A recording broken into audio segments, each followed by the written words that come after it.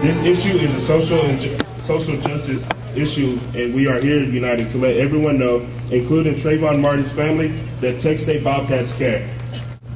Let's make a pledge to ourselves, to our fellow Bobcats, to Trayvon Martin, that we will not stand for this social injustice. Not here, not now, and not ever. So to Trayvon Martin, may your Skittles be a representation of the colors of equality we need to see. Because if we stay bonded and bagged in these negative norms, we'll never adapt into the beautiful rainbow God intended us to be. As you know, this is an incredibly shocking event, but this is an awesome turnout. This demonstrates that we all care. This demonstrates that Texas State cares and supports this cause, and more so, it shows that we as Bobcats stand with Trayvon Martin, we stand with his family, and more so that we stand for social justice.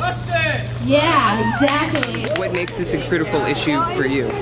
For me, it's a social injustice issue. This is a tragic case. It was a senseless crime. However, this is only one example of many things I see across our nation every single day. And for instance, the hoodie, this to me isn't just a hoodie that he was used to be a victim. It represents so much more. It represents the identity that all of us carry, whether it be you consider yourself gay, yourself black, yourself an underrepresented culture. It doesn't matter. This hoodie has taken on so much more of that symbol that it's something that we all can gravitate towards and we all can kind of speak our minds about. I believe it's necessary, not as like a culture to come out, but as a people to and fight for something that brings justice to everybody. I mean, if justice is brought to the killer of Trayvon Martin, justice is brought to people's view of American justice, people's view of basic principles that we're supposed to stand by. You know, I mean, this guy was unarmed, he had tea and Skittles in his hand, and he was shot and killed. And the guy who killed him is still walking free. I'm here because I think it's important to let people know, while the Trayvon Martin issue is saddening, while it's alarming, while it's an issue in itself, Trayvon Martin is not the first, and he's not going to be the last, sadly. That's the way it is. And so I could be the next Trayvon Martin dressed like this. And so that's an issue. We're on the speech and debate team, so we're used to dressing professionally, speaking professionally all the time. So we wear suits and different things like that, but when we dress down and wear hoodies or wear a wave you do cap, things on purpose, like wave cap, people, you know, will judge us. Will have a premeditated thought about us before even getting to know us. Because this is important to me because Trayvon, like Mike said, Trayvon could have been me. Trayvon could have been my little brother. Trayvon could have been my little cousin. And that would hit directly home for me.